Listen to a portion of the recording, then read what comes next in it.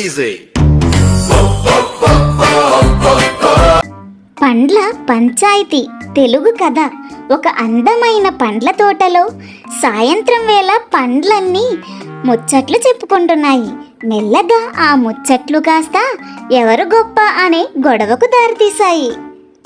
అందరికంటే ముందుగా మామిడి పండు గర్వంగా ముందుకు వచ్చి, నన్నే పండ్లకు రాజు అంటారు. నా రంగు రుచి చూసి జనాలు పడి చచ్చిపోతారు. కాబట్టి నేనంటే అందరికీ ఇష్టం. కాబట్టి నేనే గొప్ప అని కిరీటం సరిచేసుకుంటుంది.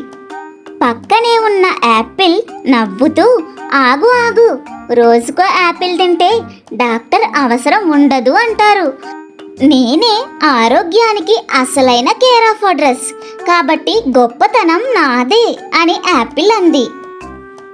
వీళ్ళ గొడవ చూసి అరటిపండు తల ఊపుతూ, మీరు చాలా ఖరీదైన వాళ్ళు.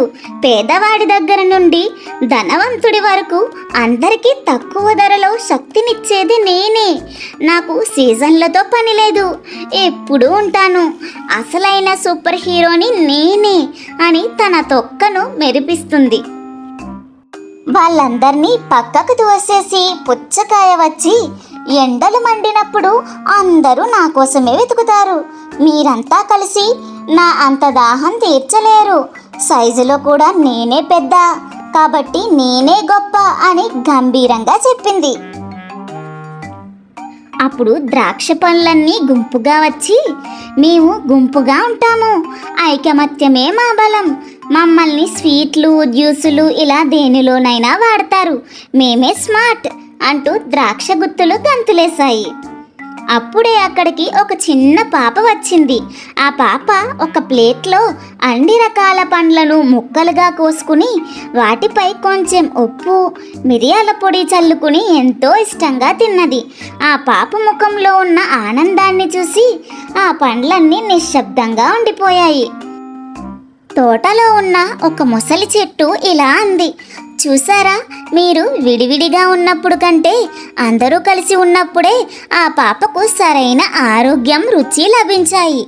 ఎవరికి ఉండే ప్రత్యేకత వాళ్లకు ఉంటుంది. ఒక్కొక్కరిది ఒక్కో గొప్పతనం. కలిసి ఉంటేనే అందం ఆరోగ్యం అని ఆ ముసలి చెట్టు చెబుతుంది.